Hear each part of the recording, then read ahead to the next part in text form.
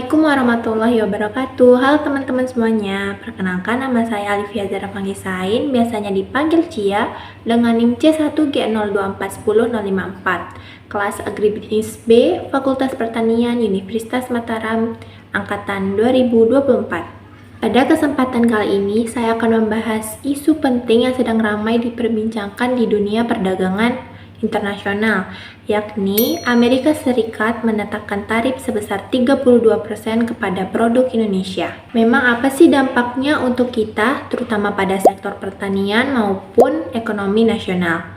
Mari kita bahas bersama-sama secara sederhana tetapi juga tetap mendalam.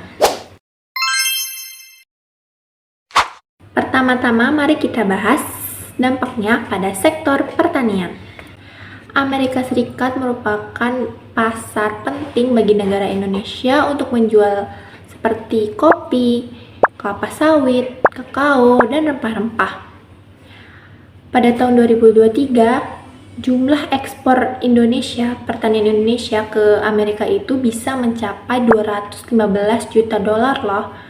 Tapi sekarang karena Amerika menetapkan tarif 32% tadi, harga produk kita menjadi jauh lebih besar di sana, jauh lebih mahal di sana. Jadinya akibatnya itu kita kalah saing dengan negara-negara seperti Brazil maupun Vietnam. Hal tadi itu bisa memprediksi penurunan angka ekspor bisa mencapai 30%. Kalau nilai ekspor turun atau jumlah ekspor turun, harga di dalam negeri itu juga bakal jatuh. Akibatnya, petani kopi itu bisa kehilangan pendapatannya hingga 15%. Nilai tukar rupiah yang melemah memang sedikit dapat membantu pendapatan mereka dalam bentuk rupiah. Tetapi kalian jangan lupa kalau bahan-bahan seperti pupuk atau alat pertanian itu kita masih mengimpor dari negara luar. Tapi kita masih ada harapan loh, kita bisa membuka pasar baru di negara seperti India, Uni Eropa, dan negara-negara muslim di Timur Tengah. Karena produk halal dan minyak kelapa sawit yang ramah lingkungan sangat berpeluang besar apabila kita jual ke negara-negara tersebut. Kan tadi kita sudah bahas dampaknya pada sektor pertanian. Dan sekarang kita akan lihat dampaknya dari sisi perekonomian secara keseluruhan. Penurunan jumlah ekspor dari negara Indonesia ke Amerika Serikat itu bisa menyebabkan pengurangan pertumbuhan ekonomi hingga mencapai 1%. Sektor pertanian yang biasanya menyumbang 13% ke PDB itu juga ikut terhambat. Neraca perdagangan kita yang tadinya bernilai surplus itu bisa menjadi defisit karena kenaikan jumlah impor, terutama pada bahan-bahan baku seperti pestisida dan pupuk.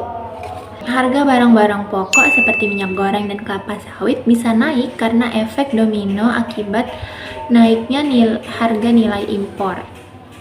Hal tersebut dapat membuat inflasi terdongkrak dari 1 sampai 2%. Di pasar keuangan, IHSG itu sempat turun ke angka 7% pada Maret 2025 lalu. Itu karena investor-investor asing itu banyak yang sudah keluar. Hal ini juga lah yang membuat investasi-investasi pada sektor pertanian itu ikut tersumbat. Tapi kita tidak perlu terlalu khawatir karena setiap tantangan pasti ada jalan keluarnya. Pemerintah bisa mengambil beberapa strategi seperti diversifikasi pasar pada negara-negara yang belum pernah dijangkau sebelumnya. Terus bisa juga fokus pada produk olahan seperti coklat batangan daripada mengekspor biji kakao mentah. Lalu Bank Indonesia bisa melakukan intervensi bank untuk menstabilkan nilai tukar rupiah. Pemerintah juga dapat membantu petani lewat bantuan subsidi pupuk dan benih. Selain itu, kita juga perlu memperbaiki logistik, membangun cold storage, dan memperkuat kerjasama antara petani dengan perusahaan-perusahaan besar di Indonesia. Dan jangan lupakan insentif pada eksportir yang berhasil membuka pasar baru. dengan pemerintah dapat membantu lewat dana penjamin ekspor agar petani kita tetap terlindungi. Jadi, kepikiran dengan kenaikan tarif Amerika Serikat memang jadi tantangan untuk kita. Tetapi ini juga dapat membantu kita untuk memperkuat fondasi perekonomian negara kita. Dengan strategi yang tepat, kita tetap bisa bersaing bahkan berkembang di situasi global yang sedang tidak stabil seperti ini. Terima kasih sudah menonton dan menyimak video ini. Maaf bila ada kesalahan kata dan kekurangan dalam menyampaikan materi, karena di sini kita sama-sama belajar. Terima kasih dan sampai jumpa.